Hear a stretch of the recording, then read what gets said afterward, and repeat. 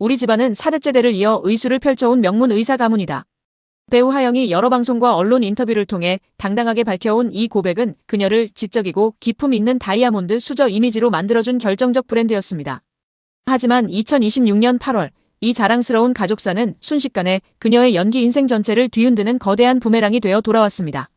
단순히 일제강점기 친일단체에 이름을 올렸다는 의혹 하나 때문이 아니었습니다. 명성황후를 시해한 을미사변 핵심 가담자와의 충격적인 인맥, 조부가 한센인 비극의 현장인 소록도에서 의무과장으로 재직했다는 결정적 사료, 그리고 해명을 위해 들고 나온 책의 저자가 또 다른 친일파였다는 황당한 촌극까지. 여기에 과거 방송에서 과시했던 막대한 재산 형성 과정과 차기작 감독들의 좋아요, 논란까지 더해지며 사태는 걷잡을 수 없이 번져나갔습니다. 대체 며칠 사이에 무슨 일이 벌어졌던 것일까요? 해명하면 할수록 충격적인 역사적 진실이 쏟아져 나온 9일간의 전말을 처음부터 끝까지 알아보겠습니다.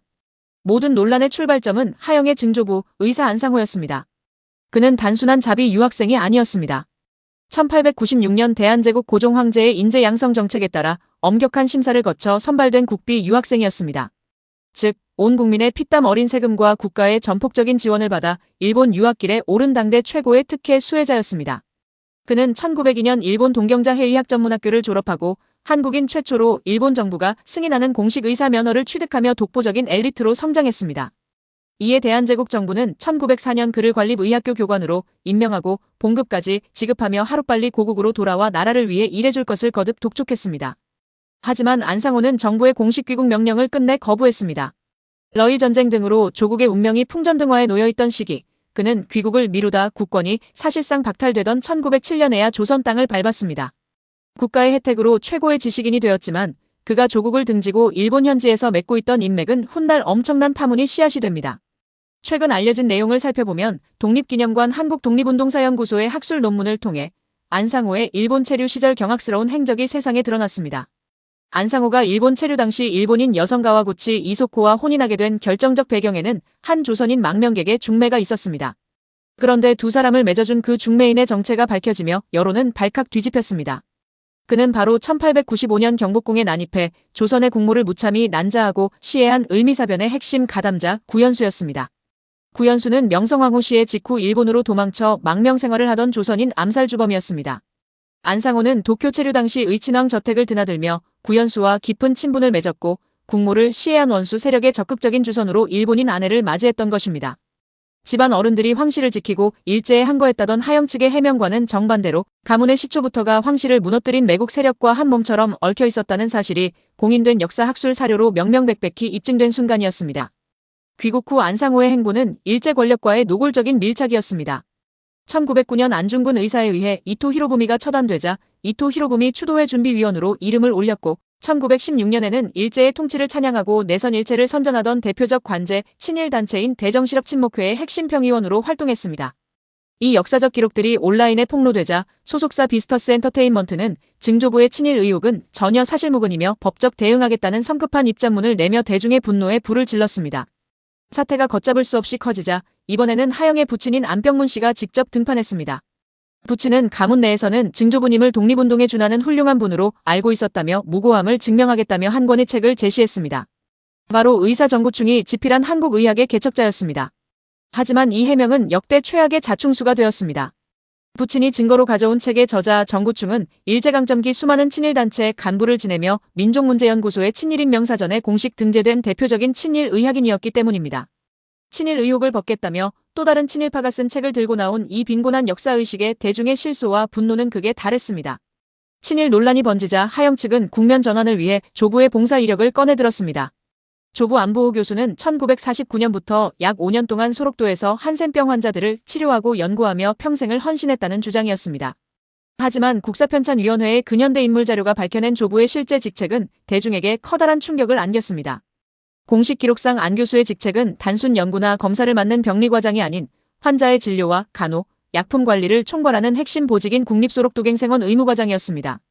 당시 1949년 시행된 직제 법령에 따르면 의무관은 소록도 내 모든 임상 의료 행위를 관할하는 최고 책임 부서였습니다. 소록도가 어떤 곳입니까? 일제강점기부터 해방 이후까지 한센인들을 상대로 강제격리와 감금, 그리고 동의 없는 강제 단종수술과 강제 낙태라는 끔찍한 인권 침해가 자행되던 비극의 현장이었습니다. 의료행위의 실질적 수장인 의무과장 위치에 있었다면 이러한 의료적 만행에 대한 행정적 책임에서 결코 자유로울 수 없다는 지적이 쏟아졌습니다. 이런 가운데 영화 터널과 비스티 보이즈의 원작자인 소재원 작가 역시 하영을 향해 거침없는 직격을 날렸습니다. 소 작가는 소록도에서 누군가에게 의술은 사람을 살리는 인술이었을지 몰라도 그곳 한센인들에게는 살술이었다며 그리 자랑스러운 조상을 두었다면 소록도에 직접 가서 피를 머금은 단종대와 억울한 역사를 똑똑히 마주하라고 일갈했습니다. 논란은 안상호와 안보호로 이어지는 가문의 거대한 재산 형성 과정으로 번져나갔습니다. 1928년 매일신보는 안상호를 안양 일대 시장과 대규모 토지를 독점한 수천석의 거부로 소개했고 안양에 세워진 안상호 송덕비는 조사 결과 경기도에 의해 친일 문화잔재 시설로 공식 박제되어 있었습니다. 온라인 커뮤니티에는 13년 전 작성된 익명글까지 파묘되었습니다. 우리 증조할아버지가 고종 황제 전이었고 대대로 잘 산 거 보면 친일했을 것 같다. 이 집에서 태어난 게 더럽다는 내용의 고백이었는데 집안 내력과 지나치게 일치해 가족들조차 이미 어두운 역사를 알고 있었던 것 아니냐는 의혹을 낳았습니다. 여기에 과거 하영과 그녀의 어머니가 방송과 인터뷰에서 남긴 발언들까지 줄줄이 파묘되며 여론을 들끓게 했습니다.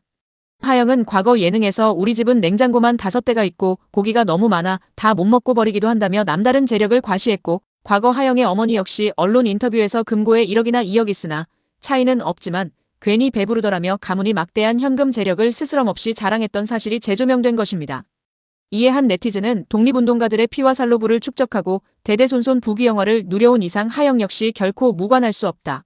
몰랐다는 것은 거짓이며 일말의 양심이 있다면 다시는 대중 앞에 서지 말아야 한다며 격렬한 분노를 쏟아냈습니다. 을미사병 가담자 인맥과 일제협력, 소장농의 피땀, 그리고 소록도의 비극 위에 축적된 부가 사대를 지나 금고 속 현금과 버려지는 고기라는 호사로 세습된 현실. 독립유공자 후손의 70%가 월소득 200만 원 미만의 극심한 생활고에 시달리고 있는 오늘날 친일을 하면 사대가 흥한다는 잔인한 공식에 대중은 깊은 박탈감과 분노를 감추지 못하고 있습니다.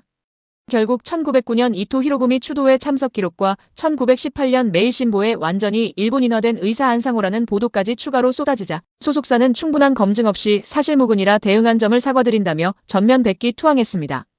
이후 배우 하영 본인도 SNS에 자필 사과문을 올렸습니다. 하영은 어릴 적부터 가족의 말만 믿고 무지했다. 방송에서 집안을 자랑스럽게 언급했던 과거를 깊이 반성하며 후손으로서 과오를 무겁게 짊어지겠다며 고개를 숙였습니다. 하지만 사과문 발표 직후 여론은 더 차갑게 식어버렸습니다. 사과문 내용이 오직 증조부 안상호의 단편적인 문제에만 집중되어 있을 뿐 새로 드러난 조부 안보호 교수의 소록도 의무과장 책임론과 을미사병 가담자, 구연수와의 유착 등 핵심 치부에 대해서는 단 한 줄의 언급도 없이 완전히 누락되었기 때문입니다. 대중은 자신들에게 가장 불리하고 추악한 진실은 은근슬쩍 덮고 넘어가려는 반쪽짜리 면피용 사과라며 거센 2차 역풍을 보냈습니다. 논란의 불씨가 꺼지지 않던 상황에서 사건은 연예계 내부의 온정주의 논란으로까지 번졌습니다. 하영의 자필 사과문 게시글에 그녀의 차기작인 중증외상센터의 이도윤 감독과 참교육의 홍종찬 감독이 연달아 좋아요를 누른 사실이 포착된 것입니다. 대중은 대중의 역사적 분노를 가볍게 여기는 전형적인 연예계의 제19 감싸기라며 날선 비판을 쏟아냈습니다. 2026년 8월 현재 이 논란은 단순히 한 배우의 조상 친일 논란을 넘어 소속사의 무능한 대처, 부적절한 해명, 그리고 연예계의 안이한 태도가 복합적으로 얽힌 대형 참사가 되었습니다.